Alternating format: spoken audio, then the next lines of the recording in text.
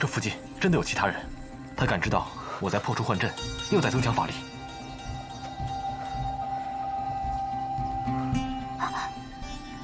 在那边。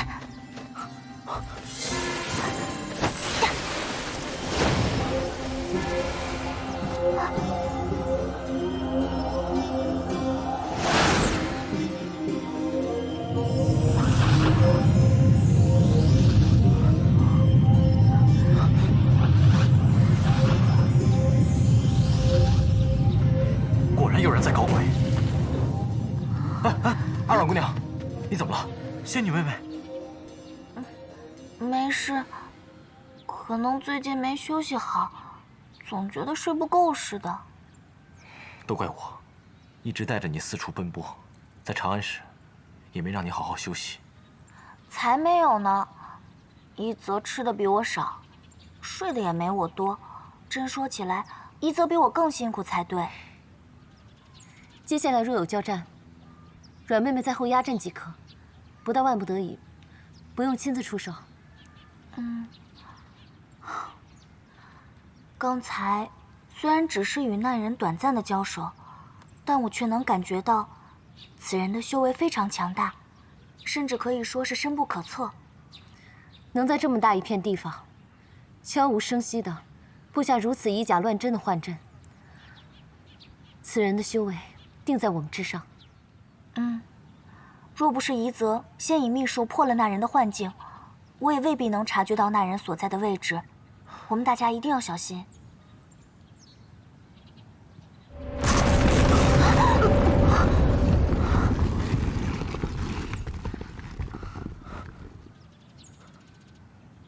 要不这样，夷则，你陪仙女妹妹休息一下，我跟文人去探探路。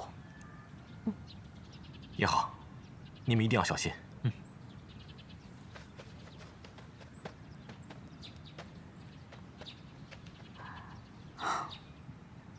都怪我，拖累大家了。怎么会呢？若非阿软姑娘方才率先发现那个人，我们如今还困在幻阵当中呢。夷则就会哄我开心。我说的都是实话。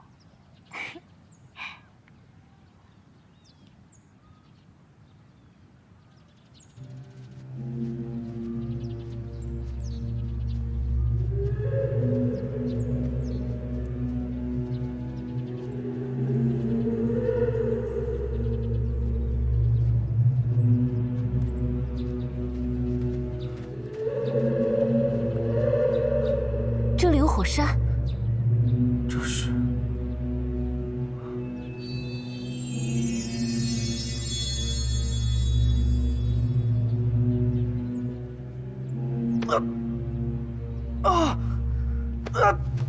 怎么了？是应激处有痛感吗？难受吗？好痛啊！文然，你快扶我离开这儿吧。好。哎，你就这么扶我呀？我怎么走啊？那要怎么扶啊？最起码要这么扶我才能走嘛。走。哎，好疼啊！那当然了。哇！还疼吗？我就是跟你开个玩笑嘛，文然，你别生气。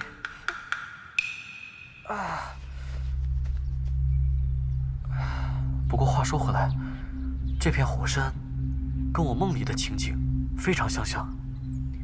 你的意思是说，当初昭明之影就掉在这附近？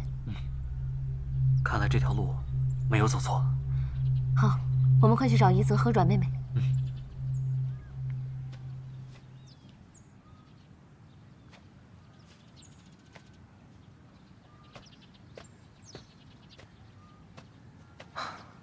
阿软姑娘，怎么样？好一点了吗？没事。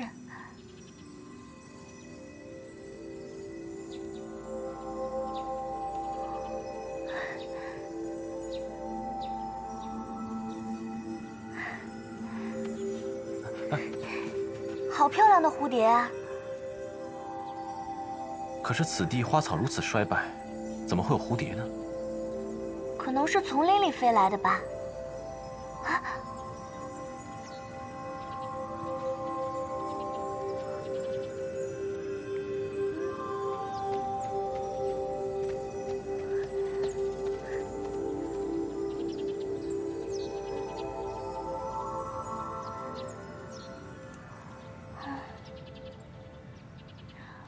我在巫山见过各种各样的蝴蝶，红的、白的、带斑点的，就是没见过这种蓝色花纹的。要是阿阮姑娘喜欢的话，我给你抓它回来就是。啊，算了吧，他们在这儿自由自在的，我们还是不要打搅了。哎，一泽，他们又回来了。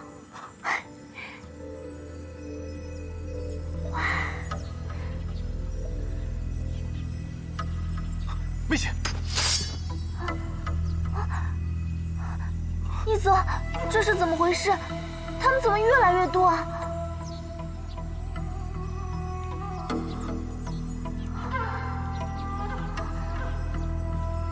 小心！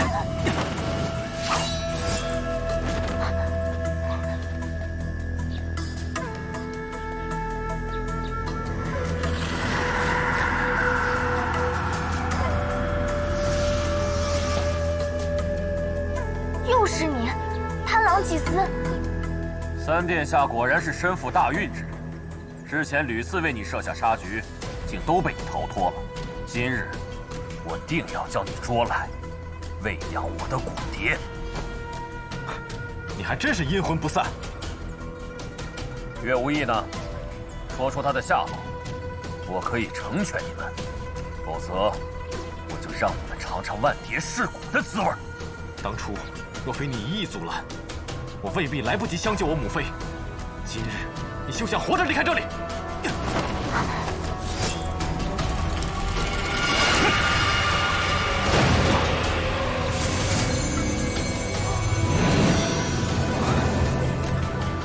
怎么会？法术一失即散。我的宝贝骨蝶以灵力为食，一旦遇上灵力浓郁的活物，便会紧追不舍，直到把对方的灵力吞噬殆尽。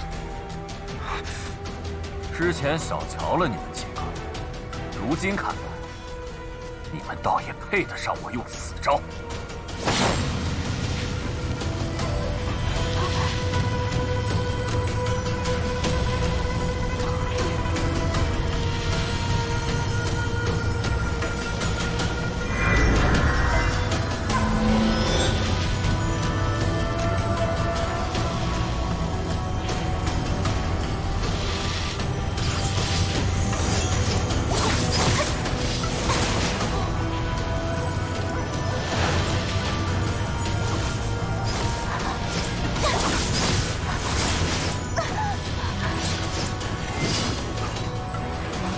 阿阮，我在这里拖住贪狼祭司，快去找文人姑娘和岳兄。不，我要在这里陪着一泽。阿阮，听话。不。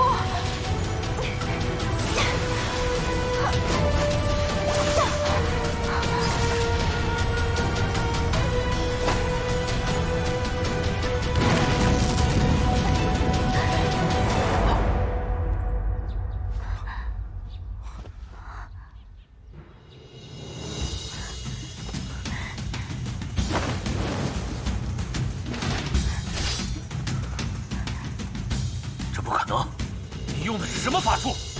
竟然没有被我的骨蝶吞噬！我这个不是法术，是眼术，没见识。又是这些破木头！之前是谢衣，现在是你！可恶！你说，你跟我师傅到底有什么过节？哼！当年沈夜择途，老子样样强过谢衣。可不知道谢衣在背后动了什么手脚，竟然让沈夜选择了他。没想到这个流月城的大祭司，凶恶至极，但还算有点眼光。混账东西！你说什么？要是没有谢衣，老子现在至少跟七杀连针平起平坐，此仇不共戴天。今日你就替你师傅来偿还吧。换了我是那个大祭司，我也会选谢衣哥哥。每天对着你这张阴险狡诈的脸，我会连饭都吃不下去的。你们以为烧了我的骨蝶，老子就奈何不得你们了吗？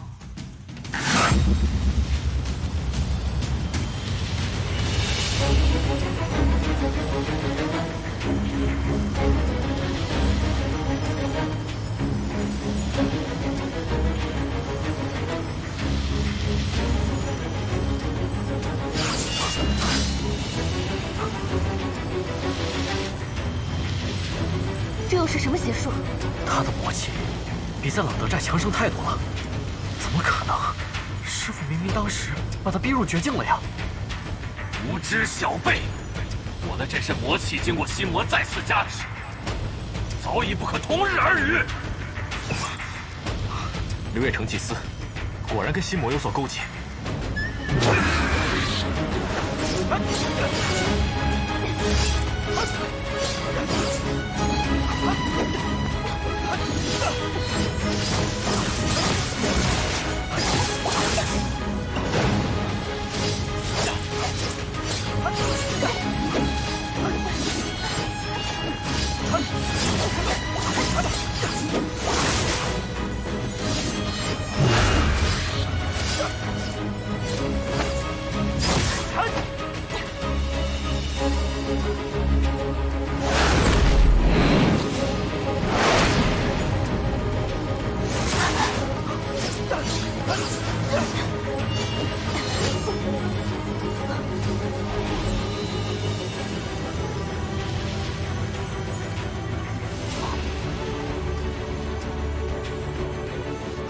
可恶！我的骨蝶是谁？出来！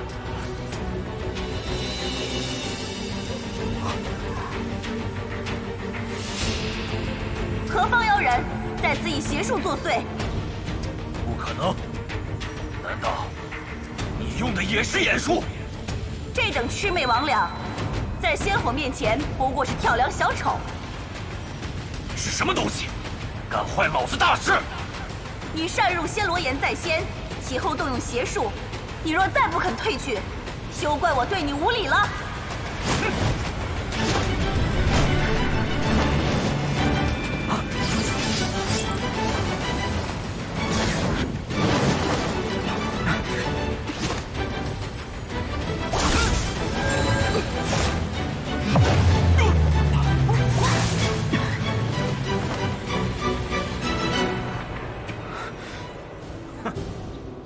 既然有人打岔，今日就先放你们一马。小子，算你走运，老子先走一步，咱们的账以后慢慢算。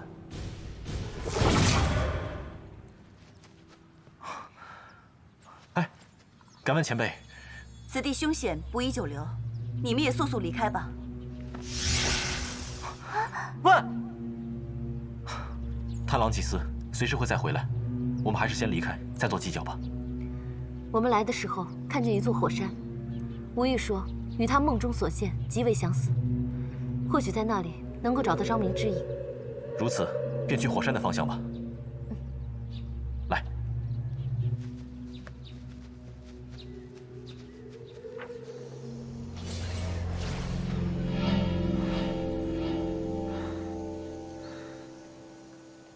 既然一时杀不掉谢意之徒，那就只能等他们先拿到昭明之影，再寻机出手了。贪狼祭司，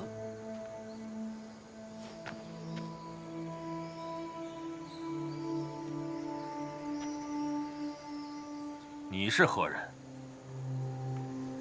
杀你的人，沈烨派你来的。大祭司命你跟踪谢衣之徒，并未让你动手，你已经违背了大祭司之命。哼！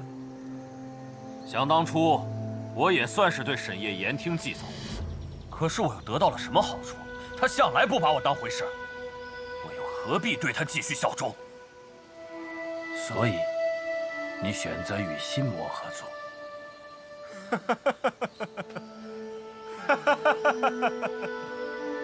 难道沈烨这么多年，不是在与心魔合作吗？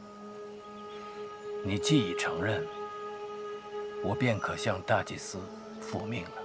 你究竟是谁？为什么我在流月城100年都没有见过你这个人？你不知道的事还很多，比如，你不知道死的滋味。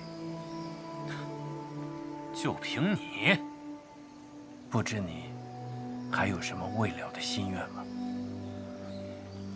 老子从来想说就说，想做就做，没有什么可怨的。你给我滚开！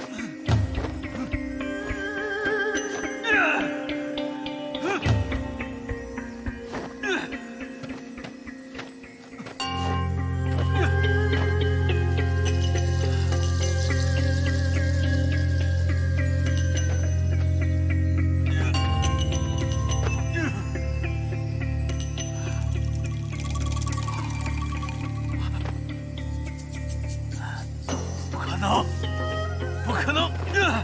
这招式不可能！你说，你到底是谁？你说，你到底是谁？这个问题，你留到黄泉路上慢慢琢磨吧。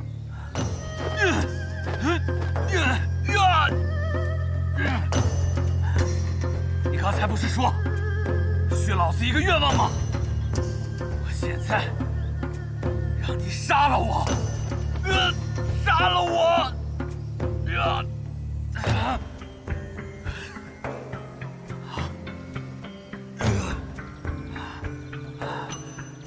求求你，杀了我！杀了我！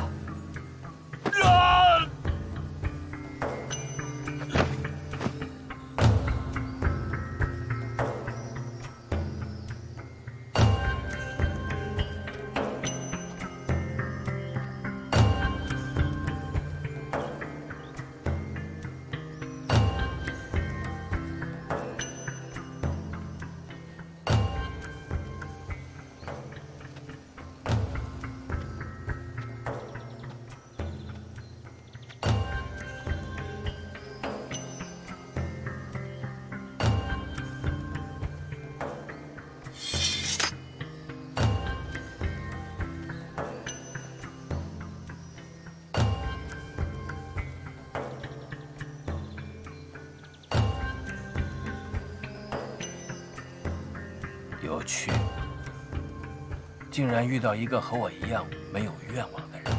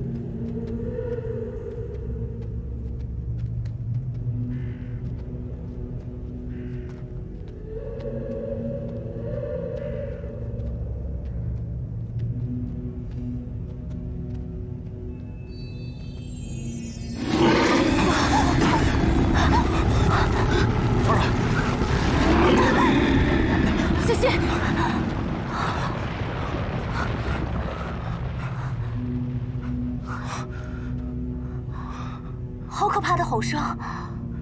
难道毒兽匪也在火山当中？过去看看。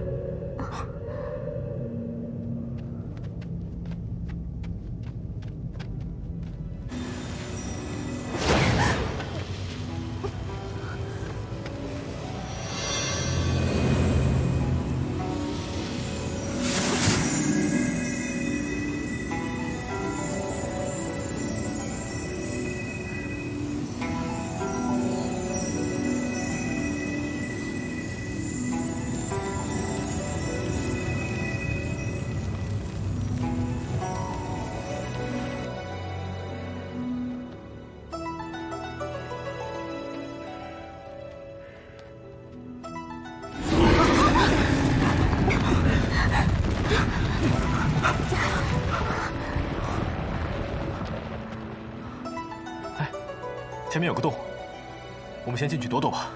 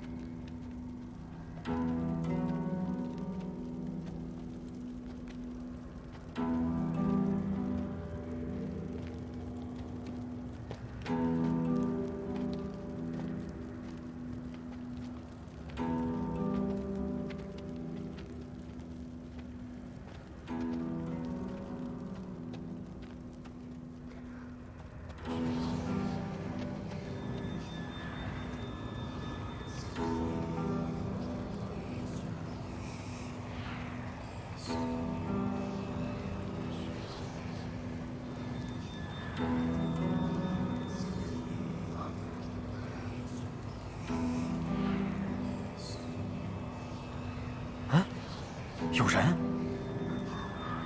过去看看。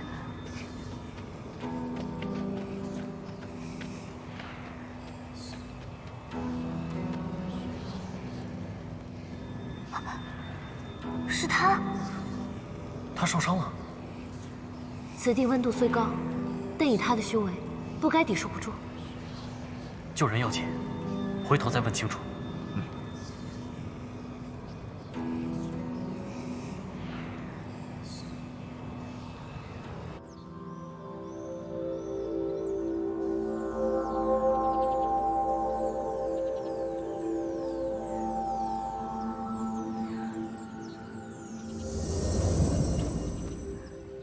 感觉好些了吗？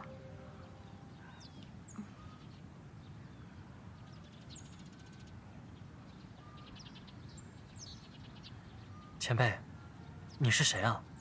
刚才到底发生了什么事？那个岩洞里封印的是毒兽匪吗？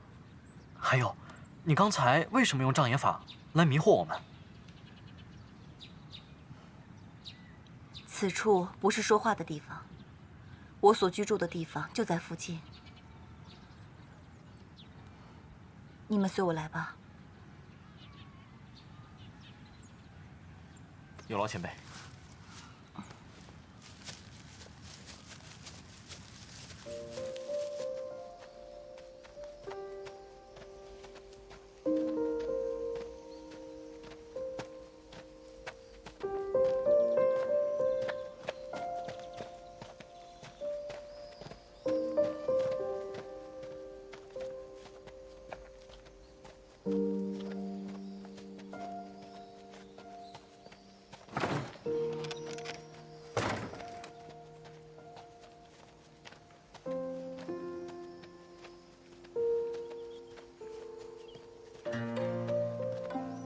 前辈，您是仙人？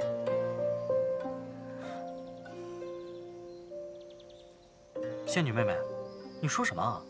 你有没有搞错？你身上有仙灵之气，不会错的。小仙溪妙华，多谢各位出手相救。前辈不必客气，是你救我们在先。只是，此地凶煞浊恶，并不适合修炼。不知西姐姐为何结庐于此？我有我的理由。敢问前辈，刚才在古迹中施以障眼法的，就是您吗？正是。前辈为什么要这么做？你们为何要找毒兽匪？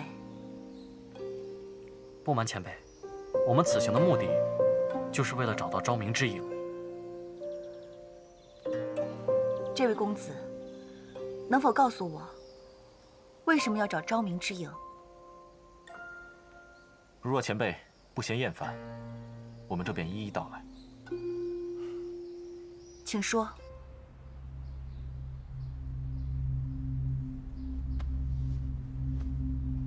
不出主人所料，风雅确实对谢衣之徒下了杀手。你千万不能放松，一定要盯紧他们。是，主人。属下定全力替主人取得昭明剑。去吧。是，主人。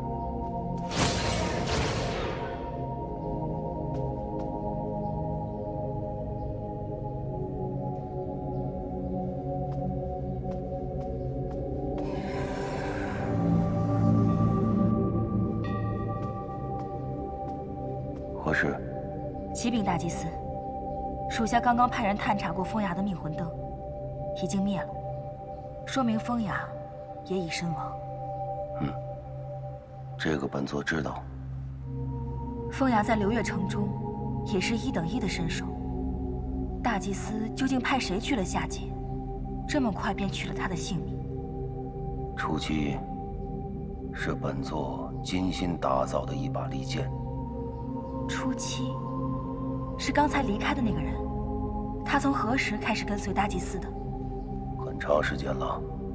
为何我从未见过他，甚至未曾听说过他的名字？举世无双的利器，与其施于人前，不如纳之于袖。难道大祭司连我也要瞒着？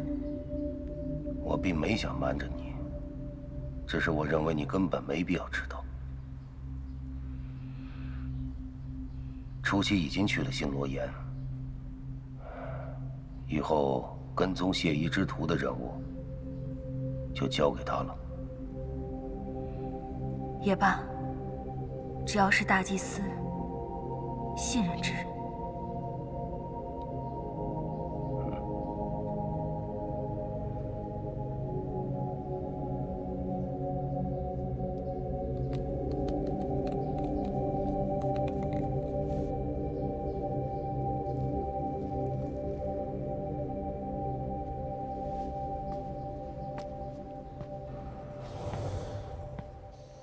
原是如此，没想到你们要对抗的竟然是流月城。前辈也知道流月城吗？流月城远在北疆上空，其上居住的乃是上古部族猎山。前辈，我们的事已如实告知，可否告诉我们昭明之影的事了？不瞒诸位小友，我前来星罗岩，是要守护一处上古封印。上古封印？难道是为了封印毒兽匪吗？毒兽匪的确就在刚才的岩洞中，昭明之影也却在他体内，但毒兽匪早已经死了。啊？那刚才在岩洞中喷出烈焰的又是谁啊？上古时期，毒兽匪偶得昭明之影，作乱星罗岩。与此同时，仙人福英因冲撞神上而获罪。神农为平息神上之怒，引福英前往星罗岩镇杀作乱毒兽，以将功赎罪。福英化身火龙，经过了一场惊天动地的恶斗之后，终于战胜毒兽匪。毒兽虽死，毒性却没有散去。兽血流疾之处，草木凋零，生灵涂炭。福英以自身利爪钉入地底，并将灵力注入岩层，形成防护结界，从此确保毒血不再向外渗透。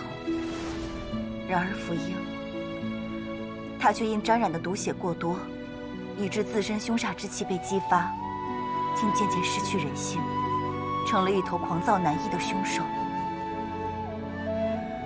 神农只好将福英封印在毒兽埋尸的深山之中，并以灵力凝结神石，投入山顶水源。神石浸泡过的神水慢慢渗入岩层，缓解了兽血毒性。千万年后，福英的凶煞之气也终于逐渐得以控制。啊，原来刚才在岩洞中，西姐姐是在将自己的仙力注入神石之内。几千年过去了，神石上神农的灵力早已消耗殆尽，只有注入新的净化灵力，才有可能持续控制住福英的凶煞之气。那前辈，您的修为岂不是？修为没了，再练便是。我的职责，首先是要确保当年神农设下的封印稳固。福英已不负人质，若有一天挣脱封印，后果不堪设想。其次，我要净化福英的凶煞之力，助他恢复正常。请前辈指教，我们如何才能拿到昭明之影？只有先控制住福英，才有可能从毒兽尸体中取出昭明之影。如此看来，我们就无法避免与福英前辈一战了。福英也是可怜之人，如今失去神智，更是身不由己。如若你们要强取昭明之影，恐怕他会伤了你们，而且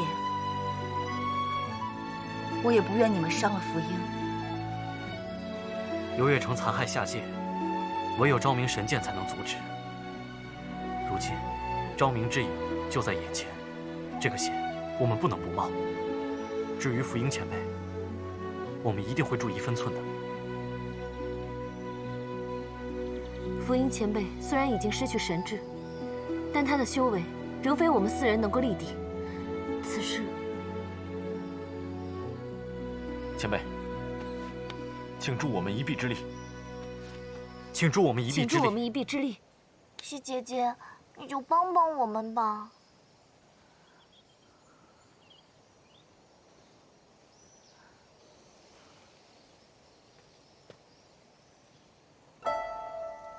今日卦象，预告分离。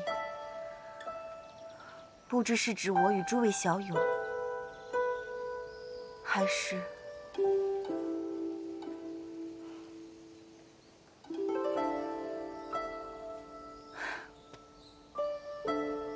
也罢，刘月成如此为祸人界，此事必须有个了断。你们随我来吧。西姐姐，多谢前辈。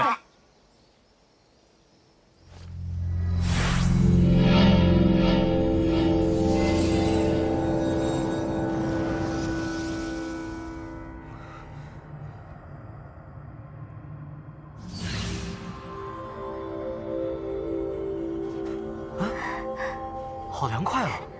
突然降温了。这莫非是九幽冰魄？正是，此物可使我们耐受住火龙的炙热之气。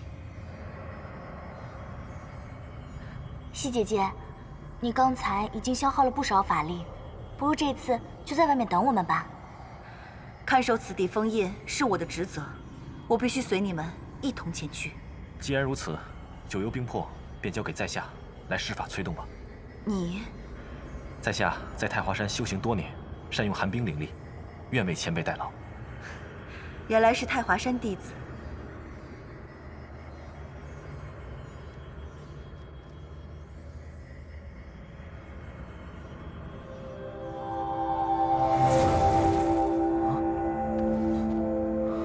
走吧。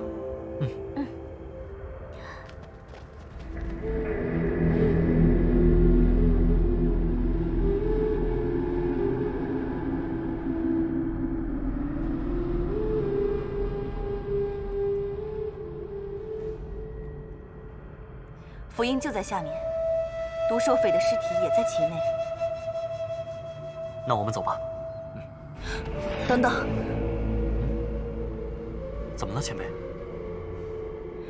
福音可能正在休眠，若是能不惊醒他，视为上策。一旦交手，还请诸位小友手下留情。请前辈放心，我们一定多加注意。走。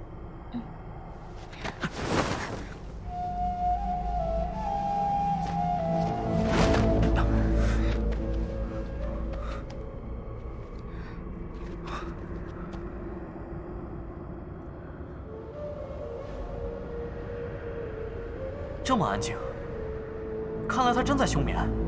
不要说话。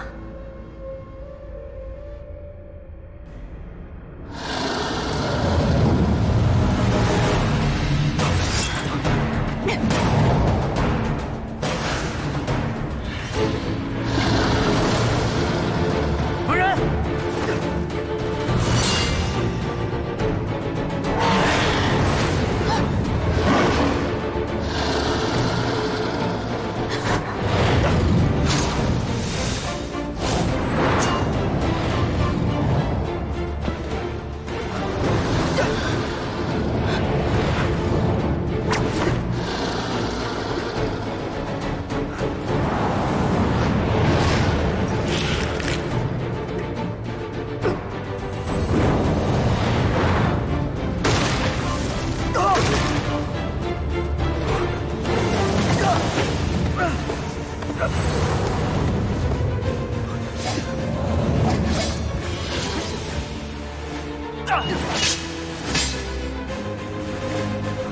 来，走。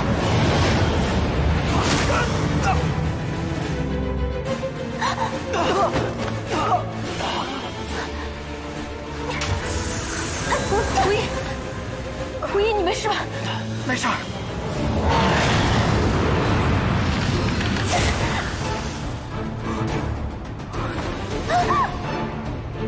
阿软。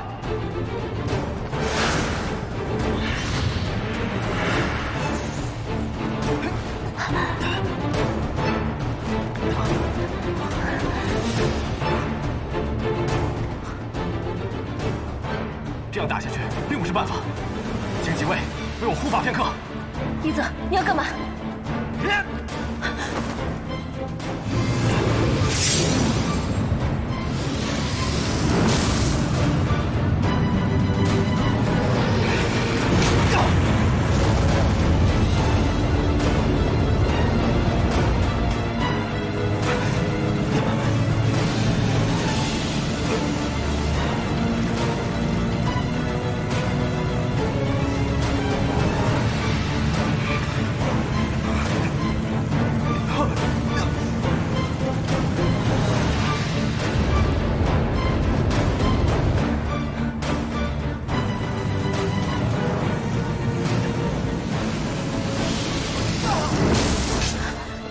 一泽，你没事吧？天剑降魔，果然非我所能驾驭。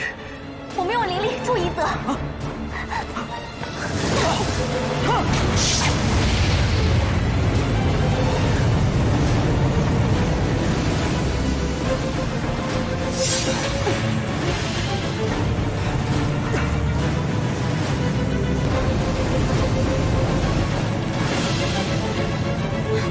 前辈，住手！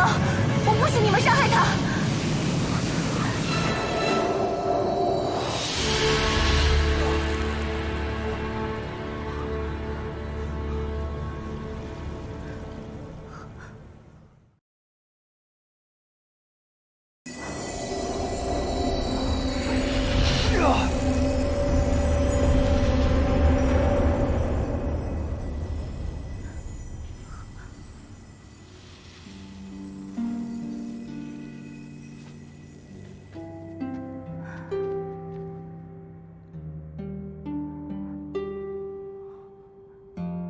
妙华，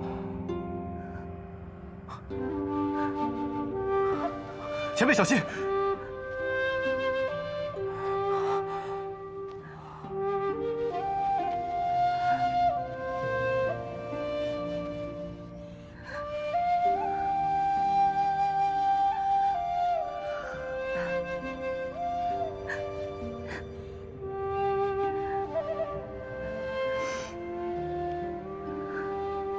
数千年过去了，你终于恢复了神智。你不该来星罗岩，更不该为了我耗尽万年修为。我这样一个罪人，不值得你远离天界，离群索居。天国虽然热闹，没了你，万杯觥筹不过是提醒寂寞。星罗岩虽是寂寥，可有你在，千年不过一瞬而逝。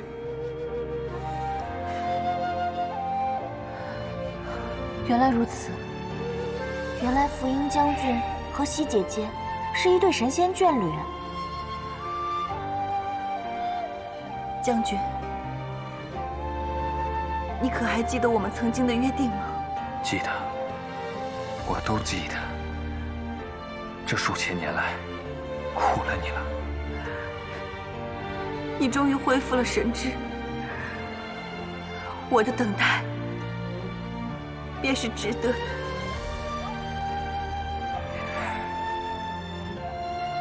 我是因九幽冰魄的寒气入体，这才暂时压制住了体内毒血的流转。恐怕过不了多久，便又要。既然如此，我再陪上你个数千年又有何妨？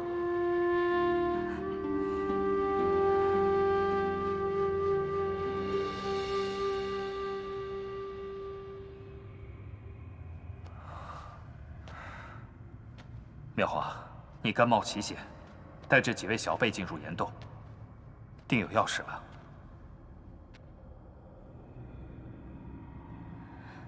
将军，你还记得猎山部吗？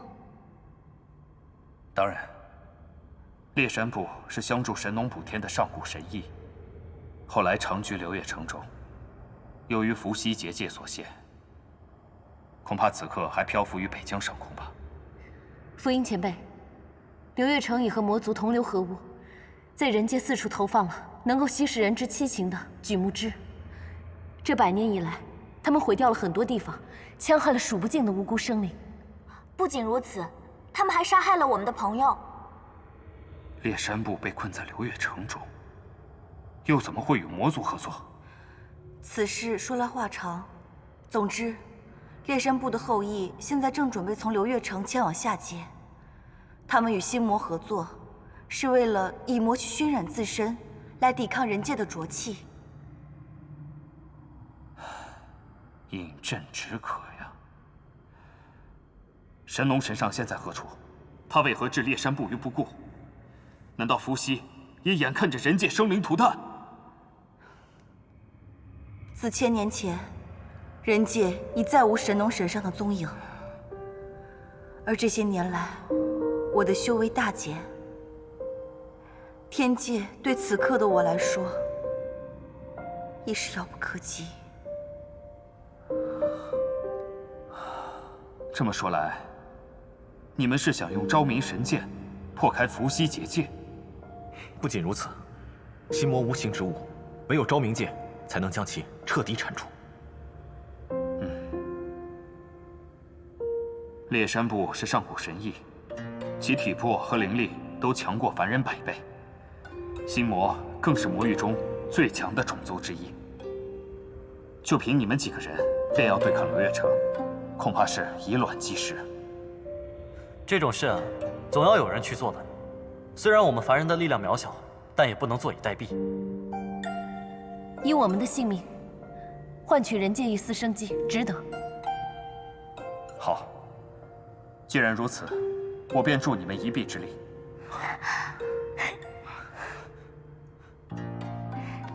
多谢前辈。跟我来。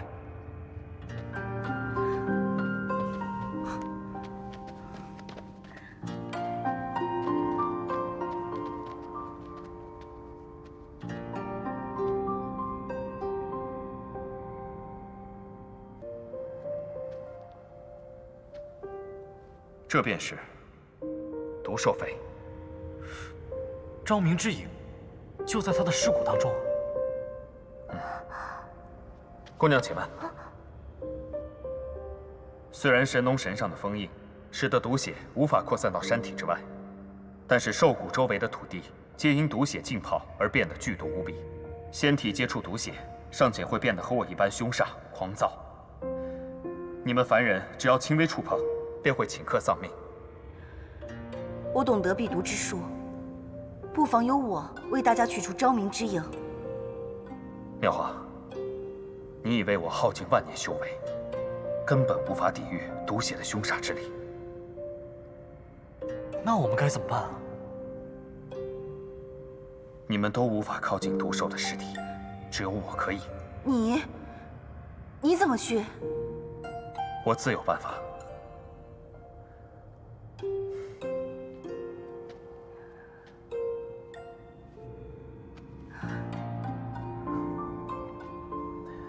当时没能陪你看迎风花开，想来仍是遗憾。将军，你要做什么？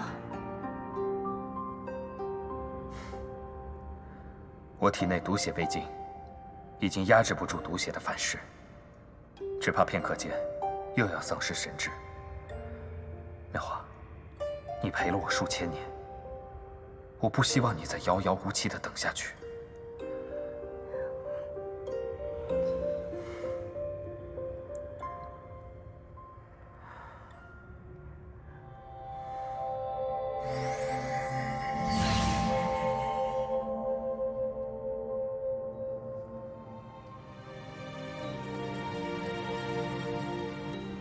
这是迎风花。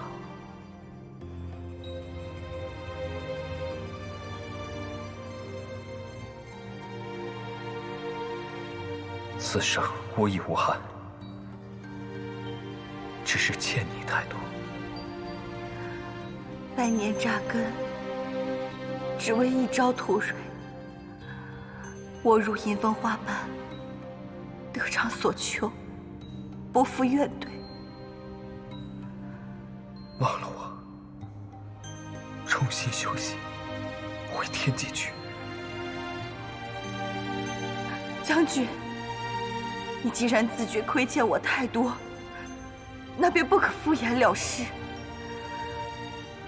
我要与你立下一个约定：你带着这朵迎风花，前往轮回之境。下一生，不管你去哪儿，只要带着这朵迎风花，我便会找到你。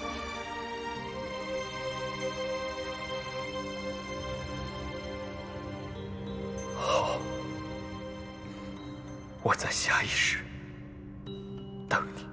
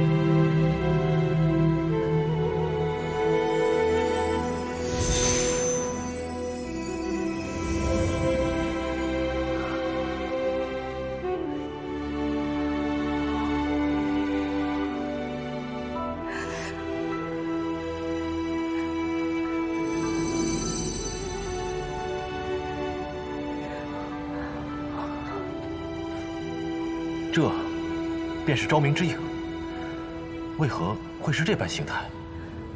昭明之影似乎被封印住了。封印，那要如何解开？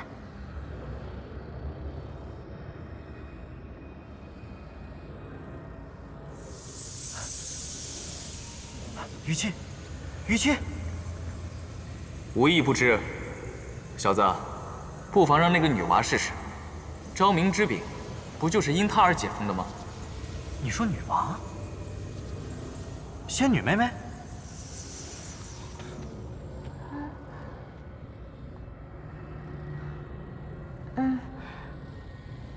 那就让我试试吧。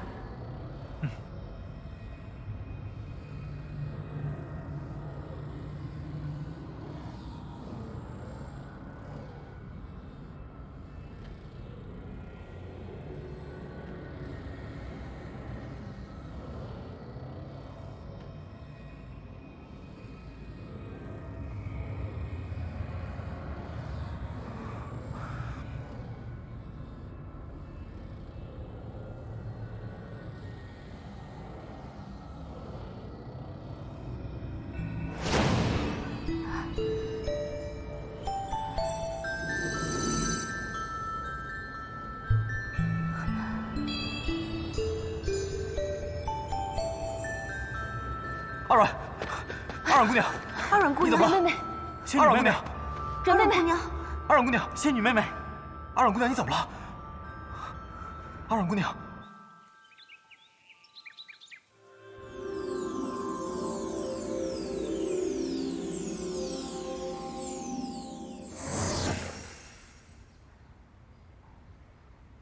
前辈，二阮姑娘她怎么了？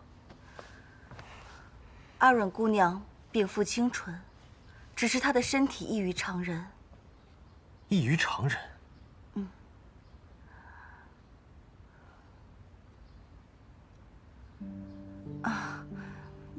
阿阮姑娘的灵力恢复要比常人慢一些，方才一番恶战，她的灵力又消耗了不少，因此才会昏迷不醒。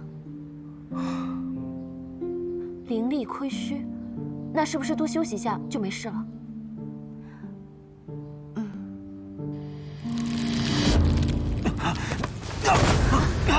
一泽，一泽，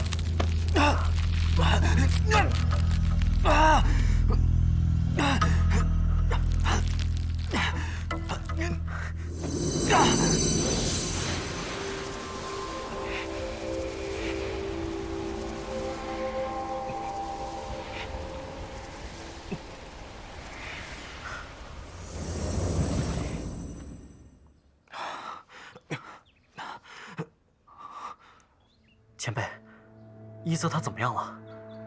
夏公子身体中似乎有一个霸道至极的封印，压制住了他体内的妖力。封印乃是我师尊所设，为了避免我妖行暴露，这个封印正在逐渐溃散，我也只能暂作延缓，只怕再过些时日，封印将会彻底消失，再也无法修复。那一泽岂不是变不回人形了？无妨，我早已做好心理准备。令师尊是设下封印之人，他或许有办法修复封印。夏公子，你应该去寻你师尊帮助。师尊此前已往稽山之巅渡劫，归期不定。更何况，在下目前所处情形有些特殊，唯恐连累师尊。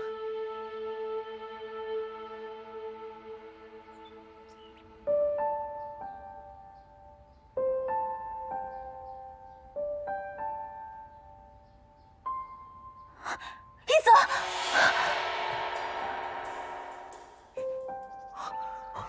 哎，仙女妹妹醒了。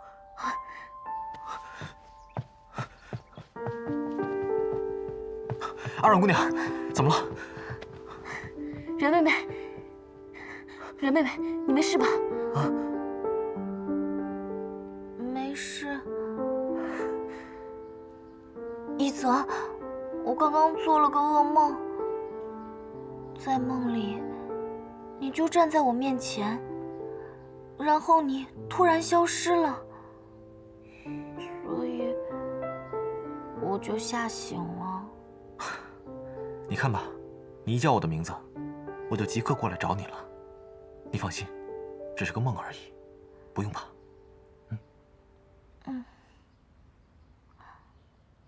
我真是不争气，又让大家担心了。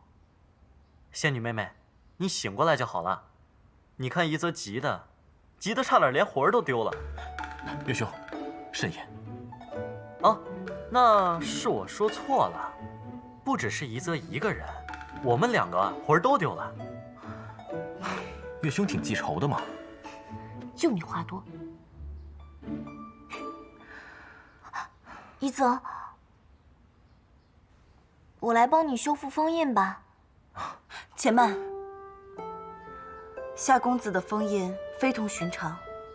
当初为他设下封印之人，曾经不惜自损修为，在封印中注入了许多白金之灵，而阿软姑娘禀赋属木，你帮她修复之时，金木两灵相克，终致封印失衡崩溃，难以修复。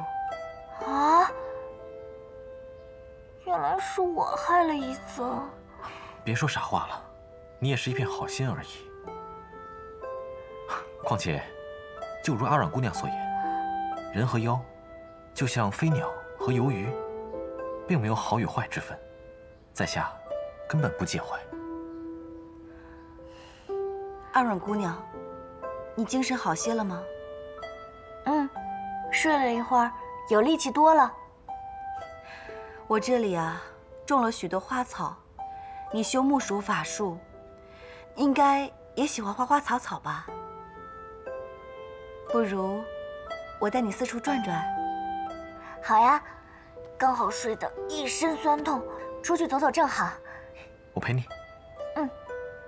夏公子，你封印破损，现在想必一定很难受，你还是好好歇息一番吧。在下无妨。你现在不好好休息，妄动气血，恐怕会加快封印崩溃之速。好，在下就依前辈所言。阿软姑娘，走吧。一泽，你要好好休息啊。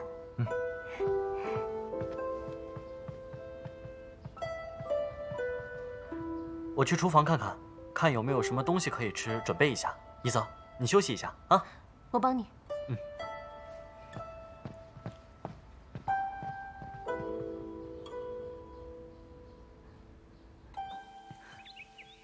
阿软姑娘，你喜欢哪种花草？我什么花草都喜欢呀。西姐姐，星罗岩浊气很重，你居然还可以把这些植物养得这么好，一定花费了不少心血吧？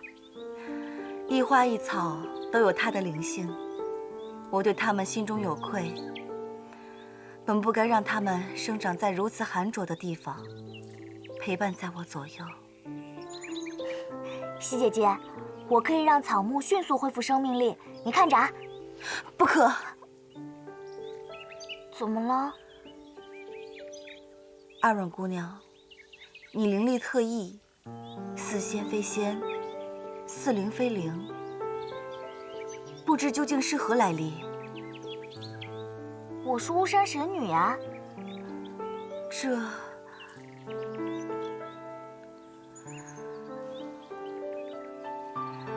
早在上古之时，巫山神女恋慕上仙思忧无果，悲怆之下香消玉殒，归葬巫山。此事众仙皆知，绝无讹误。归葬？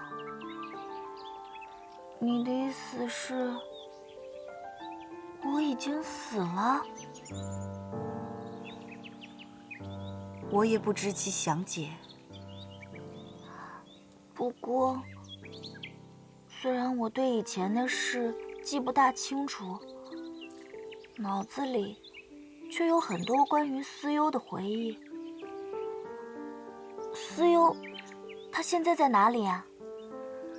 思忧上仙，在我位列仙班之前，便已故去。你是说他已经不在了？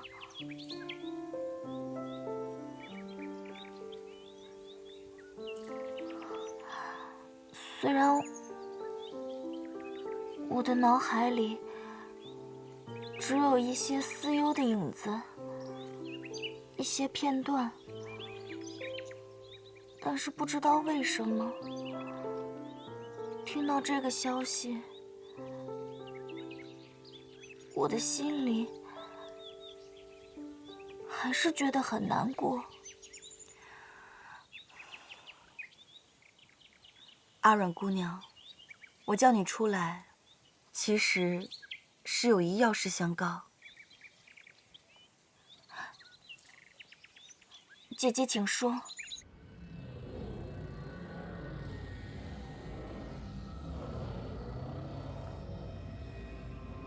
西前辈，刚刚四师故意将我从阿软姑娘身边支开，她究竟意欲何为？罢了，跟去看看。我在帮你调息身体之时，发现你的体质并不像是仙身，反而更接近草木之灵。草木之灵。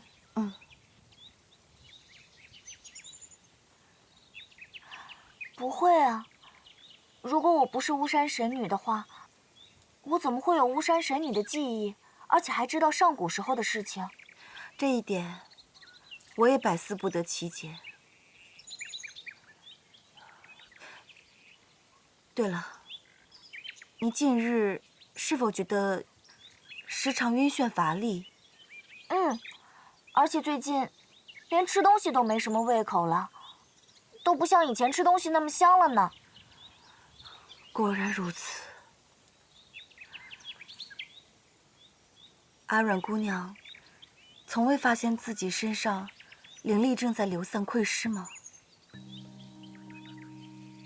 灵力流散是什么意思啊？常人灵力便如瀑下水潭，常急常有，往来相继，罕有干涸。而阿软姑娘灵力虽精纯强横，却如一只满水瓷瓶，一旦倾倒流溢，便覆水难收。你的意思是，我的灵力无法自然恢复，用着用着就没了？不错。然而又不仅于此，譬如此时此刻，你未动用法术，但你的灵力仍在流逝，只不过其量微小，难以察觉。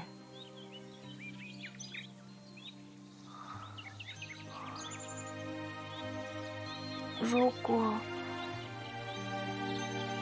灵力全部流逝完了，会怎么样？我从未遇见这种情况，故无法断言，但想必应该是十分凶险。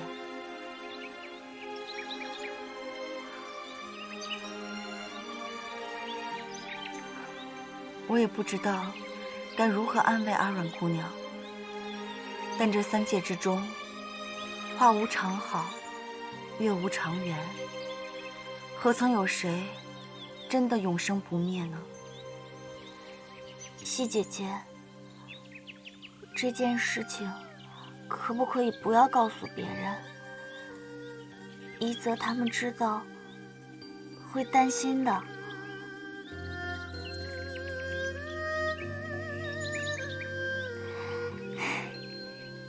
西姐姐，我想一个人静一静。多谢相告此事。阿软姑娘，我知道你现在一定很难过，但我还是想劝你一句，不要再频繁动用灵力了。好，我知道了。若有需要帮助之处，尽管开口。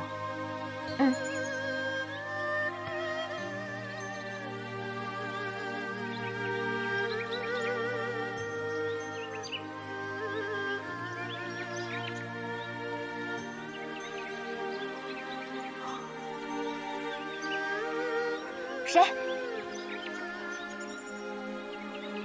一泽。阿软姑娘，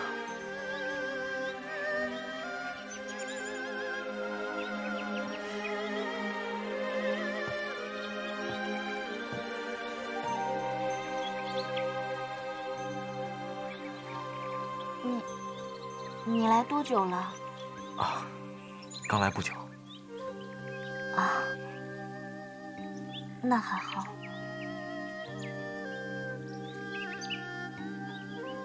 一泽，你脸色这么差，是不是身体里的妖力和封印又冲撞了？是不是很难受啊？在下无妨。一泽，你知道自己变不回人形了，心里一定很难过吧？世间妖类，有生而能化人形者，亦有修炼而能化人形者。若在下勤加修炼，再过10年，我或许能重现人形。那如果我分一些灵力给你，再陪你一起找找可以补灵力的草药，是不是就可以加速你的修炼，让你早日变回人形了？二姑娘，你还要将灵力分给在下？我乐意给，你不能说不要。在下何德何能，值得姑娘你如此相待？哎呀，一点点灵力而已嘛，而且我可是神仙，比你们凡人的灵力可多多了。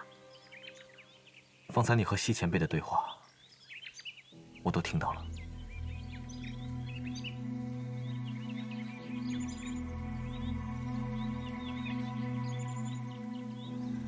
你都听到了？抱歉，姑娘，我无心冒犯。那你还来做什么？来看我伤心的吗？明明自己都快要死了，还想着把灵力分给别人，真的很可笑，对不对？不，二让姑娘，在那间荒废的破庙里，我曾跟你说过，愿为你承受一切煎熬。如果可以的话，我宁可灵力散逸的人是我。傻瓜。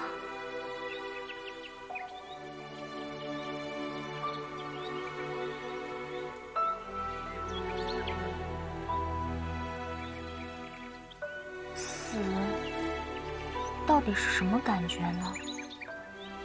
会不会跟梦里一样，会变成一棵水草？没有光，也没有声音，甚至连自己是谁都不知道。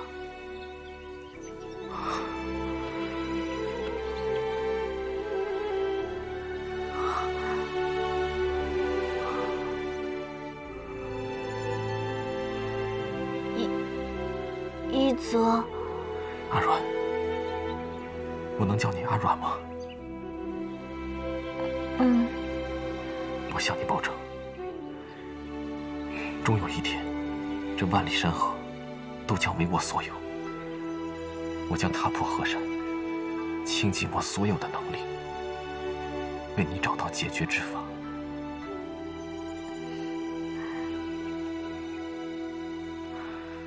天下之大，总不会毫无希望的。真的，一泽这么大方啊！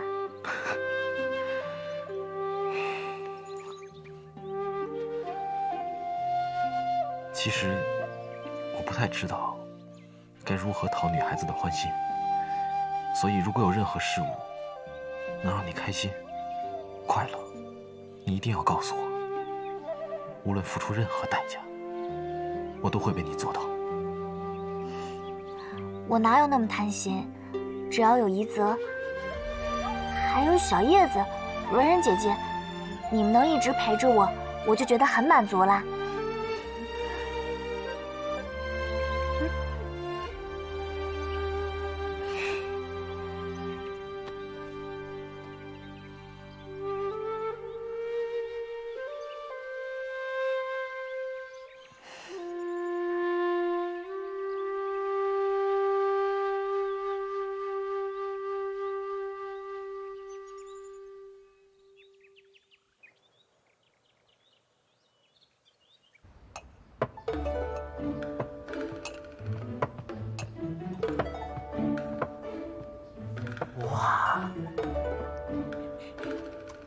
哇，文然，好香啊！你果然跟长安那些女孩不太一样。哪里不一样？她们就算不是琴棋书画样样精通，但也最起码懂得针织。可你呢，只会打架、砍柴、做饭。哎，你这是夸我呢，还是损我呢？不过，我就喜欢你这样。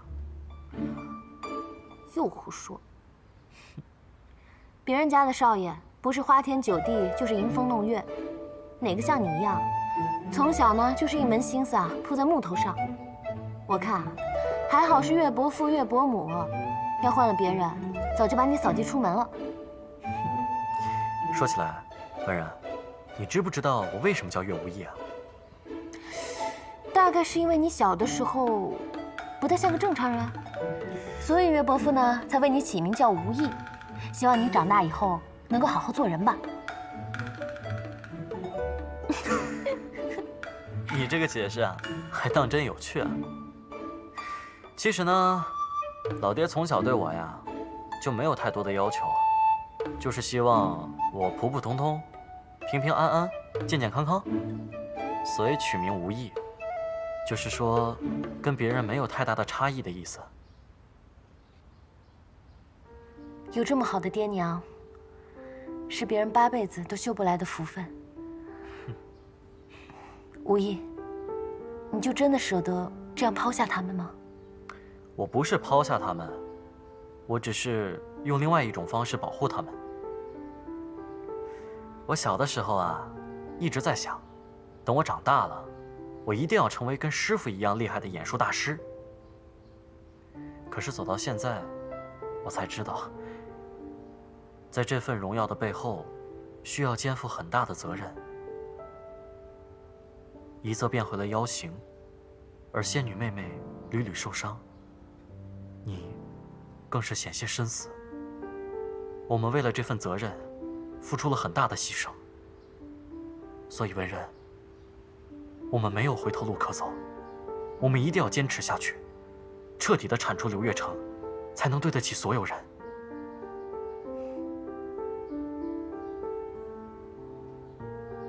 你这么看着我干嘛？真的很难想象，这番话是从岳公子口里说出来的。哎，你就别再取笑我了。好了，我们去叫他们吃饭吧。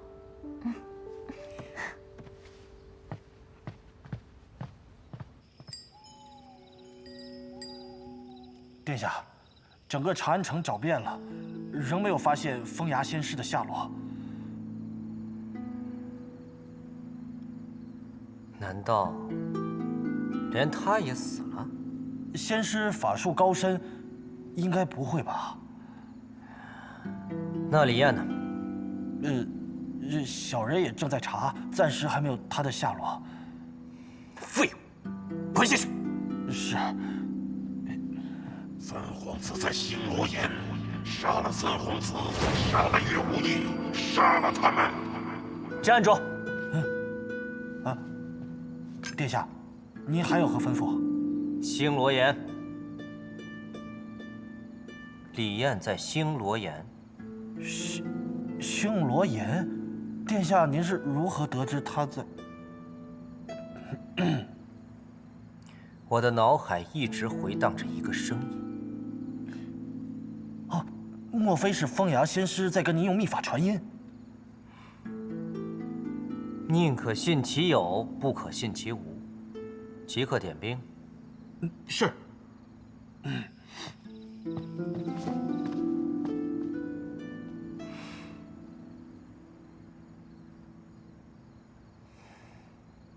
我不要喝汤药了。阿软，阿软，最后一碗了。阿软，来，最后一碗了。我不喝，我不喝，药苦死了，我才不要喝呢。来，这不是为你好吗？来，一口。不要过来，阿软，我不喝，我不喝。阿软，就一口。不要过来，不要过来。仙女妹妹，就一口啊！一泽，大清早的玩什么捉迷藏？一泽他非要逼我喝那么苦的汤药，难喝死了，我才不要喝呢。这不也是为你好吗，阿软？不要不要！来，阿软。阿软，文人姑娘，麻烦能否帮忙让一下？阮妹妹，怡泽也是关心你的身体啊。文人姐姐，你可是我这边的，怎么叛变了呢？阿软姑娘，我所种的这些花草中，有些是助于滋补调息的，你带在路上，一定要记得服用。阮妹妹，你最近身体不适，是该好好调养，不要辜负了西前辈的一番心意。小叶子，你帮我把药喝了，反正都是补身体的，谁补都一样。你比较虚。胡闹，自己的药自己喝。一泽，你怎么这么坏啊？昨日你还说只要我开心就好的，今日就逼我喝这么苦的药。我，一泽，原来你这么贴心啊！岳兄，啊，好，啊，就当我刚才什么都没说啊。阿软，不是这样吧？你看，哎，这是麦芽糖，你一口气把药喝了，然后再吃颗糖，不就不苦了吗？啊，说的有道理，来吧。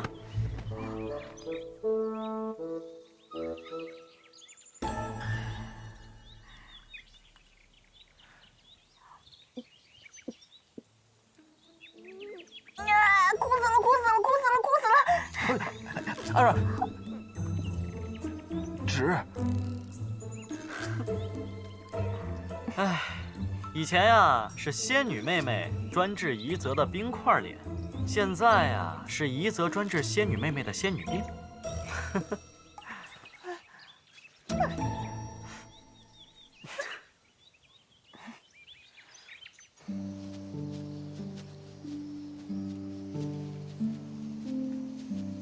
前辈，请留步吧，我们找一处开阔的地方，便可以乘坐岩甲鸟离开了。你们接下来准备去哪儿？可有打算？昭明之光位于南海一个叫做从极之渊的地方，我们打算先去广州，在那边找一艘能出海的大船，再寻找从极之渊的具体位置。希望你们一切顺利。西前辈以后有何打算？我在天界住了数千载，又在星罗岩守了数千载。如今，我打算到处看看，游历四方，寻找福音的转世。上天必不负前辈的苦心，前辈定会找到福英将军。前辈，保重，保重，保重。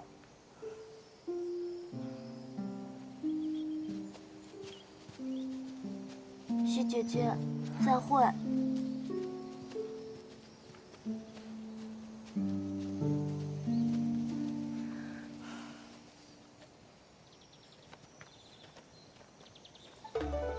一泽，刚才的糖可真好吃，能不能再给我一颗啊？这麦芽糖是在长安的时候买的，也不知道什么时候才能再买到，不如等到下次喝药的时候再吃吧。就一颗吗？一泽不要小气，一泽，就一颗。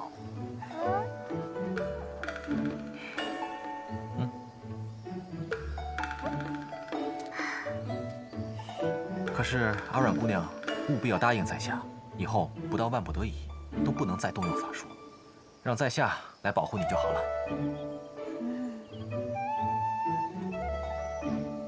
看情况吧。不行，你今天务必要答应在下，否则我就把实情告诉岳兄和文然姑娘。